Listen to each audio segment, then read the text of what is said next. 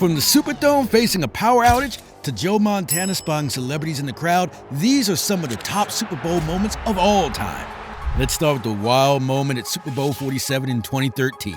When everyone around the world has eyes on your major event, the last thing you need is a power outage. Well, that's what happened back in 2013. So the Baltimore Ravens were leading the game against the San Francisco 49ers with 28-6. Sounds like they had it in the bag, right? I mean, they were on fire by the third quarter, but then the lights went out at the Superdome, right in the middle of a game. Obviously, chaos ensued. The stadium was dark and everyone was scratching their heads during the 34-minute break while the lights were being fixed. Now, that's not even the most interesting part. When the lights finally came back on, it's like a switch flip for the 49ers. They suddenly found momentum and scored 17 points in a row, almost snatching the Super Bowl win. Don't worry, this isn't going to go the way you might be expecting it to because the Ravens weren't about to let that happen. They kicked 2 more field goals and secured the victory. Honestly, it was a wild ride in the Superdome, from lights out to game on. Now let's go back a year to Super Bowl 46 in 2012 to take a look at this accidental touchdown. Honestly, scoring runs, goals, or in this case touchdowns, must be every player's childhood dream. But it's safe to say that Ahmed Bradshaw's decisive moment here wasn't exactly the way he had imagined. The Giants were staging a comeback against the mighty New England Patriots, trailing by just 2 points with just a few minutes left on the clock. They had the ball near the Patriots' end goal and wanted to run down the clock as much as possible to keep their lead. Now, quarterback Eli Manning hands the ball to Bradshaw with clear instructions. Get close to the end zone, but don't cross it. Man, he was quite under the pressure. And the tense situation only escalated for this poor fella. Turns out the Patriots defense decided to let Bradshaw score a touchdown intentionally. Obviously, this was a trap. They wanted to give themselves one last shot at winning the game. Well, Ahmed saw the opportunity and ran towards the end zone, only to realize that he had been played. He tried to stop, but it was too late, and he toppled into the end zone. Don't worry, man, we've all been there. Thankfully for him and the Giants, the Patriots couldn't make a comeback in the final minutes, and the Giants secured their 4th ever Super Bowl win. Woo! Bradshaw got lucky here, or he'd only be remembered for fumbling the win throughout his career. I know this was nail-biting, but honestly, it can't get any more exciting than a quarterback taking the ball and running. They tried to avoid those hard tackles, but John Elway, well, he had different plans during Super Bowl 32 in 1998.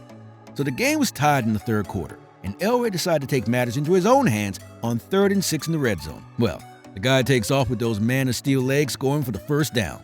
But what happens next is absolutely bonkers. I'm not even exaggerating.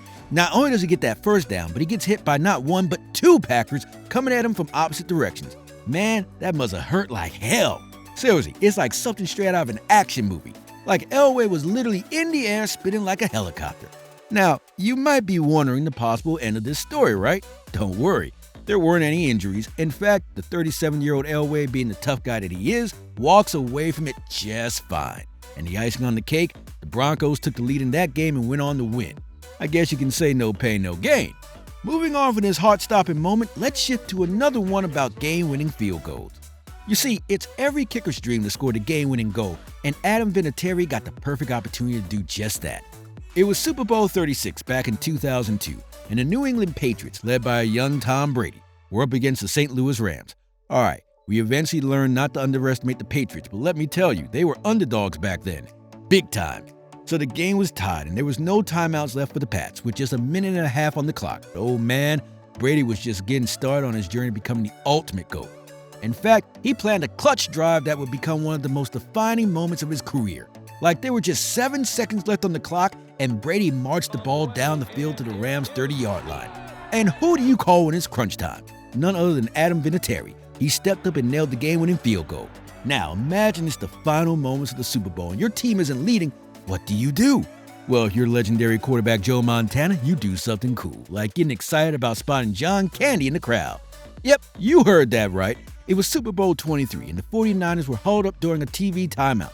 Clearly, the pressure was on, but out of the blue, Montana points to the sideline and says, "Hey, isn't that John Candy?" You might be wondering what's so special about it. Well, this seemingly random comment came just before Montana and the 49ers lost a 92-yard drive in less than 3 minutes and won the Super Bowl.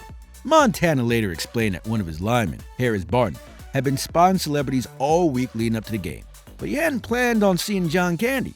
So Montana, being a true teammate, excitedly pointed out Candy, who was part of NBC's pregame coverage. I know this might sound weird at first, but it's absolutely true. Sometimes the celebrity spotting is all the spark you need to win the big game. Speaking of top Super Bowl moments, how can you not mention Janet Jackson's wardrobe malfunction? But the bigger question is, was it really a wardrobe malfunction? Back in 2004, Janet Jackson graced the Super Bowl stage and delivered some seriously iconic performances, including Rhythm Nation. I mean, who can forget it, right? Then Justin Timberlake joined the party halfway through, and they were dancing like modern-day Danny Zuko and Sandy from Grease. Everything seemed perfect, until they decided to go for a big, bold finish, and that's when things took a wrong turn. Out of nowhere, Justin ripped Janet's bra cup, revealing her breast for less than a second. Well, this was followed by 540,000 complaints, apologies from Timberlake. You can't change what's happened, but you can move forward. Interviews with Oprah from Janet, and worldwide news coverage. There were even rumors of a falling out between the performers. According to Janet, Justin was supposed to reveal a red lace bra, but things didn't go as planned. He was to take and rip the piece off that he did. The leather piece. Right, but more came off than what was. Now, of course, the phrase wardrobe malfunction has become a part of our vocabulary. We really can't seem to get away from Tom Brady's Patriots, though, now can we? Well, during Super Bowl 49 in 2015, it wasn't one of their offense drives that sealed the deal. In fact, it was an incredible defensive move that took the center stage. The defending champions, the Seattle Seahawks, were about to score a potential game-winning touchdown. People were on the edges of their seat when Jermaine Kersey made the incredibly lucky catch, setting the Seahawks up with a first and goal with over a minute left on the clock. At this point, they were behind 4 points.